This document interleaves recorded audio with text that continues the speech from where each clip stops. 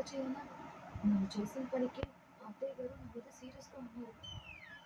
వాళ్ళ ధైర్యంతోనే కనికరిస్తుంది మీ అత్తయ్య. వెళ్ళి మొదలుపెట్టు.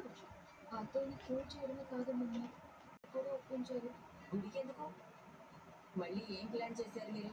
మీ మనవడు నాకేమైనా చెప్పి చేస్తారా? అన్నీ అయ్యాకే కదా చెప్తాను. భయంగా ఉంది. బాంబు పేల్చేటప్పుడు భయపడాలి, పేలేక కాదు.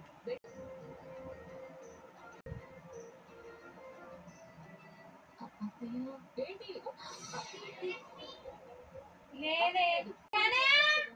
వాడికంటే గతం గుర్తులేదు. అంటే ఇప్పుడు నా గతం గుర్తుండడం నా తప్ప అత్తయ్య? ఆ యాక్సిడెంట్ లో నాకు కూడా అలాగే జరుగుంటుందా? కోడలికి యాక్సిడెంట్ అవ్వాలని కోరుకునే టీవీ సీరియల్ అత్తలా కనిపిస్తుందా? పిల్లల్లా కనిపిస్తుందా?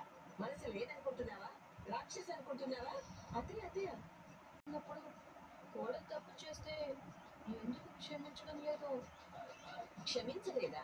తనకి ఇష్టం లేకుండా పెళ్లి చేసుకుని వస్తే క్షమించి కోడలి పోస్ట్ ఇచ్చింది ఎవరే?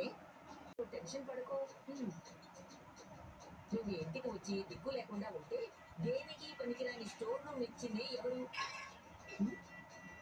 నువ్వు పుట్టింటికి వెళ్ళి అమాయకురాలివి. నిన్ను తిట్టి టార్చర్ పెట్టి నలుగురిలో అవమానించి చివరికి ప్రేమించింది ఎవరు? చేసింది ఎవరు?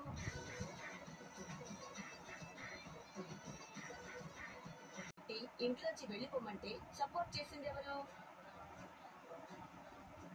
ఆఫీసు బాధ్యతలు అప్పగించింది ఎవరు?